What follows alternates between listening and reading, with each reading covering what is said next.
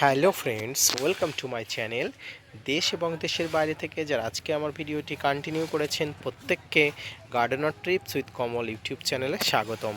তো ফ্রেন্ডস, আজকে আমি আলোচনা করব এনপিকে নিয়ে, অর্থাৎ নাইট্রোজেন, ফসফরাস এবং পটাশিয়ামের যে যৌথ মিলনে একটি সার, যেটার নাম এনপিকে। ছাদ বাগানে এনপিকেগুলো খুবই কার্যকরী হয় এবং প্রয়োজনীয় হয়। তো আজকে আমি সেই এনপিকে সার নিয়ে আলোচনা করব। কোন এনপিকে কোন সময়ে আমরা ছাদ বাগানে ব্যবহার করব, পাশাপাশি সমস্ত গাছে ব্যবহার করব, তার সম্পূর্ণ তথ্য আপনাদের সঙ্গে আলোচনা করব। তো ভিডিওটি না টেনে কন্টিনিউ করবেন, তাহলে ছাদ বাগানে এনপিকের সঠিক ব্যবহার বিধি আপনারা জানতে পারবেন। আপনারা দেখছেন আপনাদের প্রিয় YouTube channel gardener tips with কমল।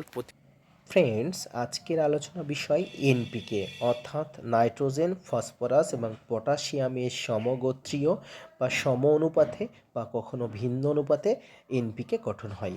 এই এনপিকে গাছের বৃদ্ধি, বিকাশ, ফুল আনা যাবতীয় কাজে গুরুত্বপূর্ণ ভূমিকা নেয়। ছাদ বাগানে অনেক এনপিকে থাকে যেগুলো ছাদ বাগানের গাছেদের জন্য অত্যন্ত গুরুত্বপূর্ণ। কখনো কখনো গাছের যে এনপিকের প্রয়োজন সেই এনপিকে আমরা ঠিকঠাকভাবে ব্যবহার করতে পারি না, বা ব্যবহার করলেও অতিরিক্ত পরিমাণে ব্যবহার করার ফলে গাছের পাতা পুড়ে যায়, গাছ মৃত্যু মুখে পতিত হয়। তো আজকে ছাদ বাগানে কয়েকটি গুরুত্বপূর্ণ এনপিকে নিয়ে আলোচনা করব। এই এনপিকেগুলো আপনার হাতের কাছে রাখলে আপনি একজন সেরা বাগানি হতে পারবেন। তো আজকের ভিডিও থেকে সম্পূর্ণ তথ্য জানার জন্য ভিডিওটি না স্কিপ করে কন্টিনিউ করবেন। তাহলে ছাদ বাগানে এনপিকে নিয়ে যাবতীয় আপনার ভ্রান্তি ধারণা, এনপিকে নিয়ে যাবতীয় আপনার ভয় আজকের ভিডিও থেকে আপনারা কেটে যাবে। তো আসুন আমি বিস্তারিতভাবে আলোচনা করি। ফ্রেন্ডস, সর্বপ্রথম ছাদ বাগানের যে এনপিকে নিয়ে আলোচনা করব সেটি হচ্ছে 12-61-00। যে কোনো ছোট বা বড় গাছের গ্রোথের জন্য, গাছের রুট বৃদ্ধির জন্য, গাছের পাতা সবুজ ও নতুন পাতা আনার জন্য, এক কথায় হেলথলি প্লান্ট করার জন্য এটি স্প্রে করা যায়। এটি মাটিতেও নিমেষে নিশ্চিন্তে স্প্রে করতে পারবেন। ফ্রেন্ডস, দ্বিতীয় যে এনপিকের কথা বলবো সেটি হচ্ছে 0-52-34। গাছের বৃদ্ধি বিকাশের জন্য এই 0-52-34-এর ভূমিকা অনস্বীকার্য। গাছের রুট বৃদ্ধি, গাছের ফুল আনার জন্য, গাছের কাণ্ড শক্ত করার জন্য এটি স্প্রে করা যায়। মাটিতেও এই এনপিকে নিশ্চিন্তে দেওয়া যায়।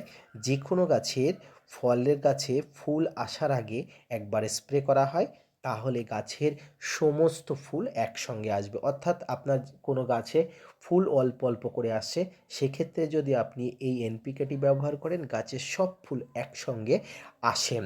ফ্রেন্ডস, তৃতীয় যে এনপিকের কথা বলবো সেটি হচ্ছে 00-50, অর্থাৎ যেটিকে আমরা 00-50 নামে চিনি, বা যেটি সালফেট অফ পটাশ।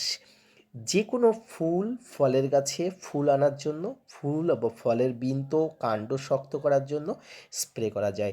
গাছের গ্রোথ থামানোর জন্য স্প্রে করা যায়।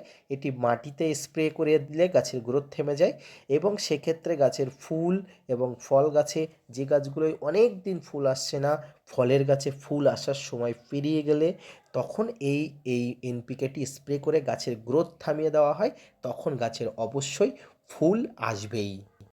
চতুর্থ যে এনপিকেটির কথা বলবো সেটি হচ্ছে 13-00-45, অর্থাৎ 13-0-45। জবা ফুল গাছের পাতা সবুজ রাখার জন্য, ফুল আনার জন্য, জবার কুড়ি হলুদ হয়ে ঝরে যাতে যেসব গাছে পড়ছে, জবা ফুল ঠিক মতো না ফুটলে তখন স্প্রে করবেন। গাছের গ্রোথ ঠিক রাখার জন্য, ফুল ফল আনার জন্য এই 13-0-45 এনপিকের ভূমিকা অনস্বীকার্য। শুধুমাত্র জবা ফুল গাছ না, ছাদ বাগানে আপনার সমস্ত গাছে এই এনপিকেটি নিশ্চিন্তে ব্যবহার করতে পারেন। পঞ্চম যে এনপিকেটির কথা বলবো সেটি হচ্ছে 17-44-00। এটি ইউরিয়া ফসফেট জনিত একটি এনপিকে, এবং 12-61-00-এর মতো গাছের পাতা সবুজ এবং গাছের গ্রোথের জন্য এটি ব্যবহার করা হয়। ফ্রেন্ডস, ষষ্ঠ যে এনপিকেটির কথা বলবো সেটি আমাদের কাছে অত্যন্ত পরিচিত একটি এনপিকে, সেটি হচ্ছে 19-19-19 বা 20-20-20। এটি একটি ব্যালেন্স এনপিকে। গাছের ফুল ফল সঠিক আকৃতি না আসলে ফুল ফল সবজি গাছে ব্যবহার করা যায়। ছোট চারা গাছে একদম এটি দেওয়া দেওয়া বারণ, কারণ এই ছোট চারা গাছ এর সঠিক মাত্রা না দিতে পারলে গাছের ফুল ফল সম্পূর্ণ ঝরে যাবে, গাছের পাতা ঝরে পড়বে, পুড়ে যাওয়ার মতো অবস্থা হবে। তাই সম্পূর্ণ ছোট চারা গাছে এটি না দেওয়ায় বৃথা, এটি এড়িয়ে যাবেন। ফ্রেন্ডস, দেওয়ার নিয়ম 1 থেকে 2 গ্রাম প্রতি লিটারে 15 দিন অন্তর অন্তর আপনারা যে কোনো গাছে দেবেন।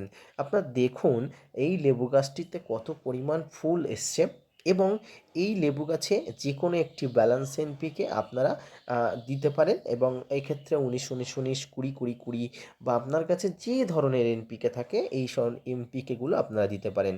ফ্রেন্ডস, এই ক্ষেত্রে একটা কথা আপনাদের বলে রাখি, যে আপনাদের মনে হতে পারে যে আমার লেবু গাছটা আমি এই মুহূর্তে দেখাচ্ছি বলে শুধুমাত্র লেবু গাছের জন্য, এমনটা নয়।